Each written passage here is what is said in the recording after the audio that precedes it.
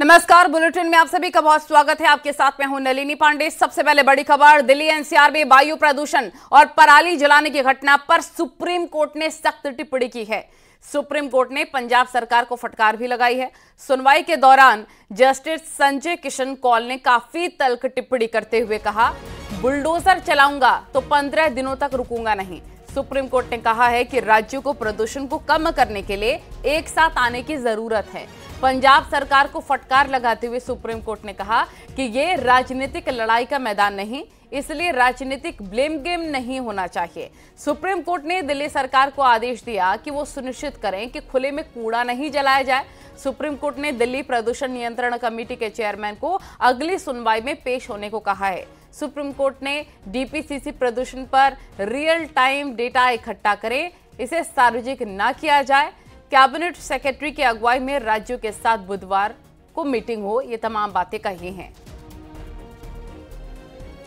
सुशील पांडे दिल्ली से हमारे सहयोगी लाइव जुड़ गए हैं। सुशील, काफी तल्ख टिप्पणी सुप्रीम कोर्ट की तरफ से इस पूरे मसले पर की गई है, चाहे ऑड इवन लागू करना हो, चाहे स्थायी सोल्यूशन लाना हो, ये अब सोचने की जरूरत है, क्योंकि हम देख रहे हैं इन दिनों ब्लेम गेम काफी ज्यादा हो रहा है। और यही सुप्रीम कोर्ट ने भी कहा कि ब्लेम गेम से काम नहीं चलेगा, कार्य करना होगा, स्थायी रूप से सॉल्यूशन ढूंढना होगा। क्या जानकारी?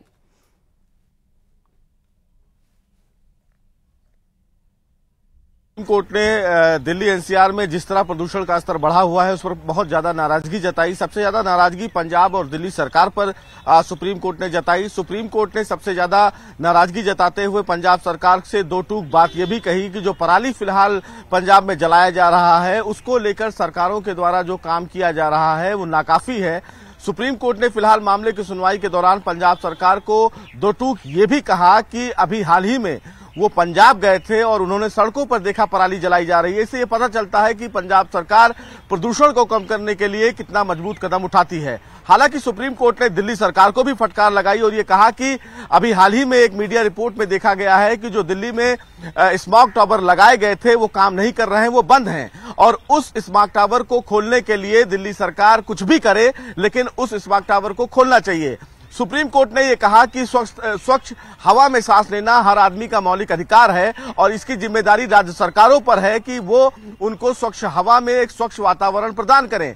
और जिस तरह तमाम राज्य सरकारें एक दूसरे पर आरोप प्रत्यारोप कर रही हैं ये फिलहाल ठीक नहीं है, क्योंकि ये लोगों की स्वास्थ्य से जुड़ा हुआ मुद्दा है। लिहाजा तमाम राज्य सरकारें एक साथ आएं, आपस में बैठक करें और इस पूरे प्रदूषण को कम करने के लिए समाधान निकालें। सुप्रीम कोर्ट ने यहां तक कहा कि अगर सुप्रीम कोर्ट इस पूरे मसले को लेकर गंभीर होगा और वो बुलडोजर चलाने की प्रक्रिया में आया तो ऐसा नहीं है, 15 दिनों के भीतर तमाम सिविक एजेंसियां रास्ते पर नजर आएंगी और काम करते हुए भी नजर आएंगी।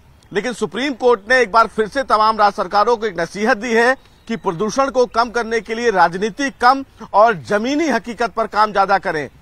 जिस तरह कागजों पे तमाम आंकड़े पेश किए गए, उन आंकड़ों को देखने के बावजूद भी सुप्रीम कोर्ट ने कहा कि प्रदूषण कम होता हुआ नजर नहीं आ रहा है।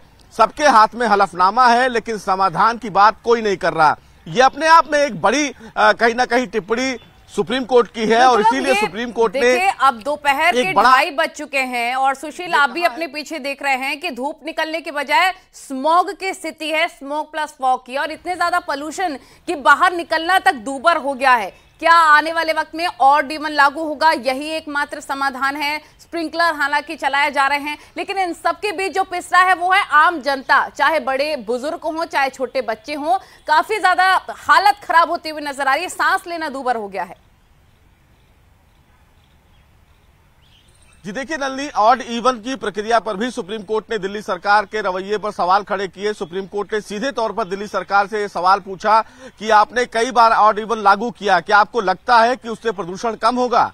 हालांकि दिल्ली सरकार की तरफ से इस मामले में कहा गया कि कुछ स्तर तक शायद कमी आ जाए, जिस पर सुप्रीम कोर्ट ने दिल्ली सरकार से यह कहा है कि हमें एक रियल टाइम डेटा आप सुप्रीम कोर्ट में दाखिल करें और यह बताएं कि प्रदूषण को कम करने के लिए अभी तक दिल्ली सरकार की कवायद क्या रही और साफ तौर से जो खुले में कूड़ा जलाया जा रहा है उसको रोकने के लिए दिल्ली सरकार की तरफ से क्या कदम उठाए गए।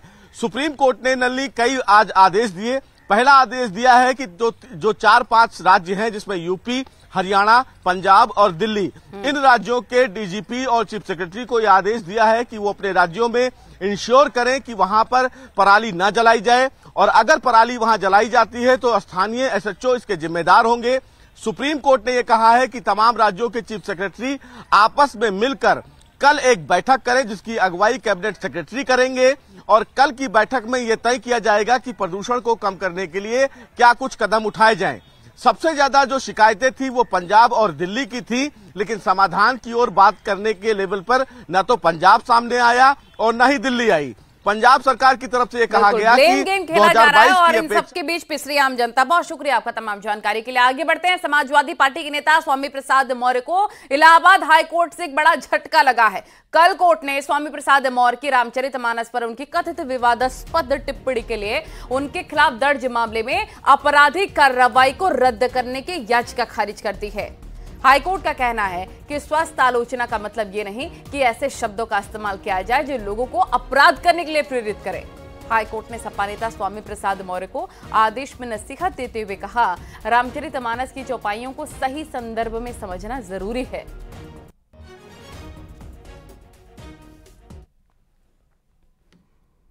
मुझे लगता है कि कानून के हिसाब से उन्हें न्यायालय में उन चीजों का सामना भी करना पड़ेगा, और आपराधिक धाराओं में कठोर जो भी व्यवस्था है उनका भी सामना करने के लिए तैयार रहना पड़ेगा।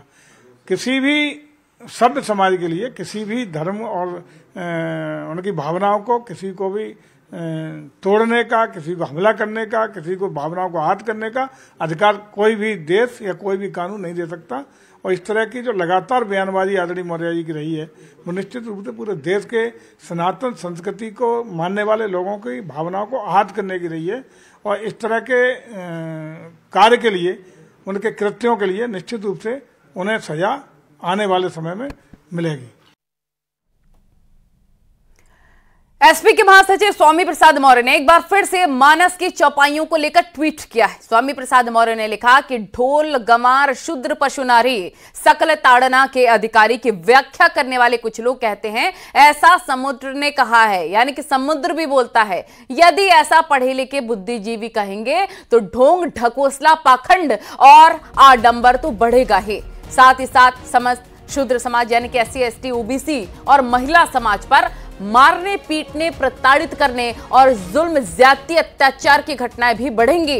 कोई भी कवि, लेखक, रचनाकार और व्याख्याता कल्पना के आधार पर धर्म की दुहाई देकर किसी को भी नीच अधम कहने, गाली देने, मारने पीटने, प्रताड़ित करने तथा भेदभावपूर्ण घृणित कार्य करने के लिए प्रेरित नहीं कर सकता है।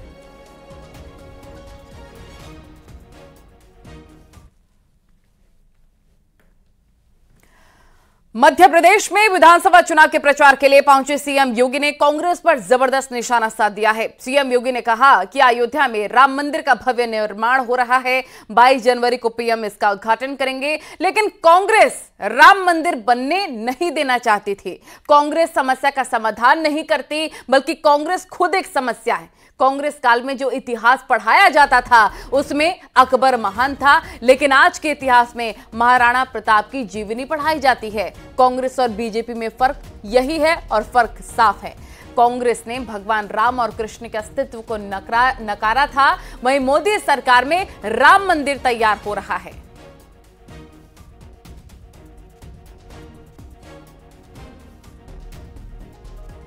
देश ने हमारे इतिहास को हर पग पग पर कलंकित करने का कार्य किया हो, उसे अपमानित करने का कार्य किया हो।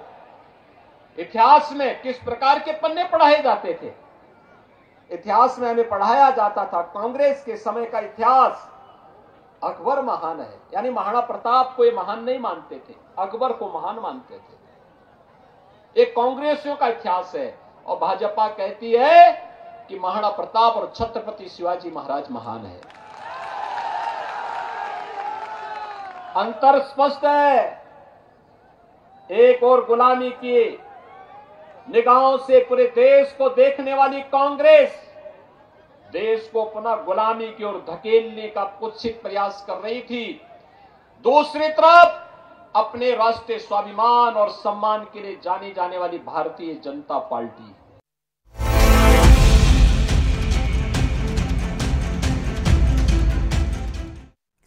रामनगरी अयोध्या में रामलला के प्राण प्रतिष्ठा समारोह को लेकर देश भर में उत्साह का माहौल है और इस बार दीपोत्सव को भी भव्य करने की तैयारी हो रही है। वहीं अयोध्या को लेकर योगी सरकार ने एक बड़ा फैसला कर लिया है।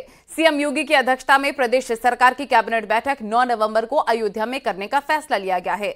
अयोध्या के अंतर्राष्ट्रीय कथा धाम योगी कैबिनेट की बैठक करने का फैसला लिया गया। बैठक में उत्तर प्रदेश अंतर्देशीय जलमार्ग प्राधिकरण के गठन सहित कई विकास प्रस्तावों को हरी झंडी दी जा सकती है। वैसे तो कैबिनेट की बैठक राजधानी में होती है, लेकिन ये दूसरा मौका होगा जब कैबिनेट की बैठक लखनऊ से बाहर हो रही है। योगी सरकार की कैबिनेट की बैठक 9 नवंबर को अयोध्या के अंतर्राष्ट्रीय कथा धाम में आयोजित की जाएगी। योगी सरकार की बैठक काफी अहम मानी जा रही है। मुख्यमंत्री योगी आदित्यनाथ की अध्यक्षता में होने वाली इस कैबिनेट की बैठक में उत्तर प्रदेश के विकास के साथ साथ में अयोध्या के विकास से जुड़े तमाम प्रस्तावों पर मुहर लगेगी। दरअसल अंतर्राष्ट्रीय जलमार्ग प्राधिकरण का गठन का प्रस्ताव भी इस कैबिनेट की बैठक में रखा जाएगा। यही नहीं, अयोध्या के विकास की योजनाओं से संबंधित प्रस्ताव भी इस बैठक में रखे जाएंगे। ये कैबिनेट की बैठक रामलला की प्राण प्रतिष्ठा 22 जनवरी को होनी है, उससे पहले काफी अहम मानी जा रही है। योगी सरकार के मंत्री जयवीर सिंह ने अयोध्या में कैबिनेट की बैठक को लेकर कहा कि श्री राम के चरणों में बैठकर प्रदेश के विकास के बारे में फैसले लेंगे। जयवीर सिंह ने कहा कि अयोध्या में होने वाली कैबिनेट की बैठक ऐतिहासिक होगी।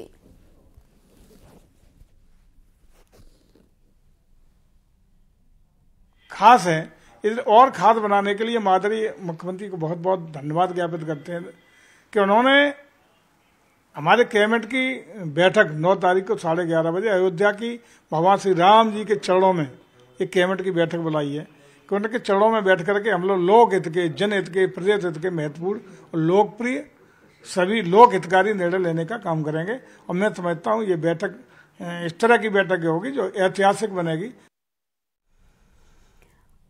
और उत्तर प्रदेश के अलीगढ़ का नाम बदला जाएगा। अलीगढ़ अब हरिगढ़ के नाम से जाना जाएगा। नए नाम के प्रस्ताव पर अलीगढ़ नगर निगम बोर्ड ने मोहर लगा दी है। अलीगढ़ नगर निगम बोर्ड की बैठक में बीजेपी पार्षद संजय पंडित ने अलीगढ़ का नाम बदलने का प्रस्ताव रखा।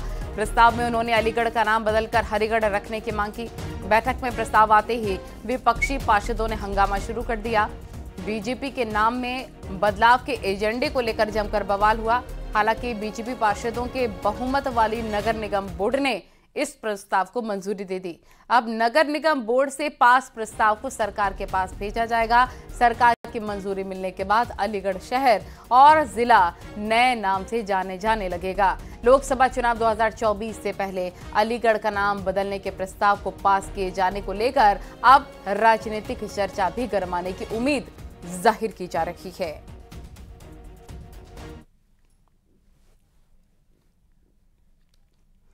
खबरों का सिलसिला लगातार जारी है। वक्त बहुत ही छोटे से ब्रेक का।